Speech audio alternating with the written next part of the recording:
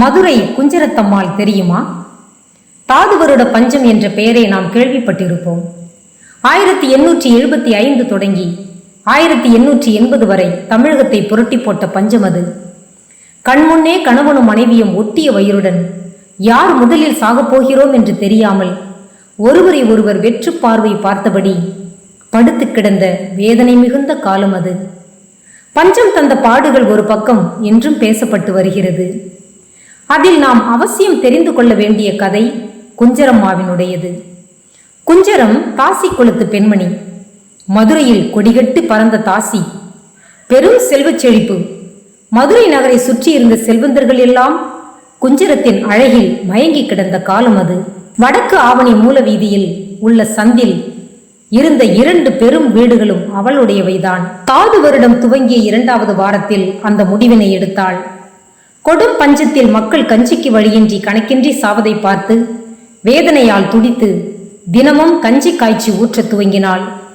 பெரும் வட்டையில் காய்ச்சிய கஞ்சியை விசாலமான தனது வீட்டு திண்ணையில் வைத்து அவள் ஊற்றும் செய்தி ஊரெங்கும் காட்டு தீ போல் பரவியது. வடக்கு ஆவணி வீதியை நோக்கி மக்கள் சாறை சாறையாக வர ஆரம்பித்தனர். இவளுக்கு எதற்கு இந்த வேலை? சொத்தையெல்லாம் விட்டுவிட்டு தெருவுக்கு வரப்போறா என்று பெருந்தனக்காரர்கள் பேசிக்கொண்டனர். அவளின் செய்கை அவர்களை கூச செய்தது. ஆனால் கஞ்சி ஊத்தும் செய்தி கேட்டு மக்கள் வந்து கொண்டே இருந்தனர். அந்த கூட்டத்தை கண்கொண்டு பார்க்க முடியவில்லை.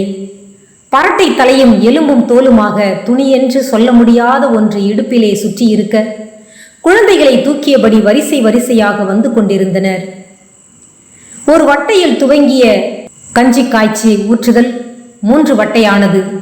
அதற்கு மேல் அதிகப்படுத்த முடியவில்லை. தினமும் ஒருவேளை கஞ்சி ஊற்றப்பட்டது. அந்த கஞ்சியை வாங்க காலையிலிருந்தே கால்கடுக்க நின்றனர். தேவையின் பயங்கரம் நினைத்து கூட பார்க்க முடியாதபடி இருந்தது. ஆனாலும் அவள் அடுப்பிலே விறகுகளை தள்ளி தன்னம்பிக்கையோடு எரித்து கொண்டிருந்தாள். தாது வருடத்தின் 6வது வாரத்தில் கலெக்டர் கஞ்சி தொட்டியை திறக்க முன்வந்தார். ஒரு வகையில் அதற்கு குஞ்சரத்தின் செயல்தான் காரணம். நகரில் 3 இடங்களில் அரசு கஞ்சி தொட்டியை திறந்தது. நகரின் மொத்த பசிக்கு குஞ்சரத்தின் அடுப்பே கதி என இருந்த நிலைமை கொஞ்சம் மாறியது. ஆனாலும் தாது வருடம் முழுவதும் குஞ்சரத்தின் அடுப்பு எரிந்தது. 13 மாத காலம் எரிந்த அடுப்பு எல்லாவற்றையும் எரித்தது. அவள் தனது வாழ்க்கை முழுவதும் சேமித்த சொத்துக்களை உலையிலே போட்டாள்.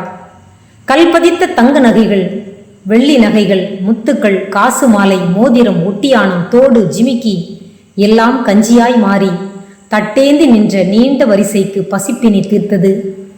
தொடர்ந்து எரிந்த அடுப்பின் புகையடித்து கரிபடிந்திருந்த 2 பெரிய வீடுகளும் விற்கப்பட்டு கஞ்சியாய் மாறியது. தாது கழிந்த 2வது மாதத்தில் அவள் அடுப்பு அணைந்தது. அவள் ஓட்டு வீட்டிற்குள் படுத்த படுக்கையாய் கிடந்தாள். யாரை பற்றி பேச? யாரிடமும் எதுவும் இல்லாத கொடும் பஞ்சத்தில் கூட குஞ்சத்தை பற்றி ஊரெல்லாம் பேசினார்கள். அவள் முகம் மலர்ந்திருந்தது. தாய்மையின் பூரிப்போடு அவள் படுத்து கிடந்தாள். ஒரு நாள் மலர்ந்த முகத்தோடு விடை பெற்றாள் அந்த தெய்வத்தாய். தங்கள் வீட்டில் நடந்த சாவாகத்தான் நகரவாசிகள் பலரும் பார்த்தார்கள் அவள் இறப்பை.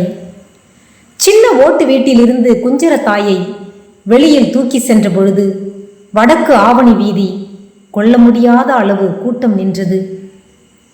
கோவில் திருவிழாக்களை தவிர மதுரையில் மனிதர்கள் கூடிய மிகப்பெரிய கூட்டம் இதுதான் என்று கலெக்டர் தனது குறிப்பிலே எழுதி வைத்தார். நாடி நரம்புகளில் ஓடுவதெல்லாம் அவளின் இரத்தம் என நினைத்து நினைவுகளின் வழியே கட்டி புரண்டு கதறி அழுதனர். அவள் நாதியற்றவர்களின் பெரும் தெய்வமானாள். எண்ணிலடங்கா மனித கூட்டம் அந்த தெய்வத்தை நாள்தோறும் வணங்கி வடக்கு ஆவணி மூலையில் வீதியில் உள்ள உள் சந்துக்கு அலையலையாய் வந்து கொண்டிருந்தது.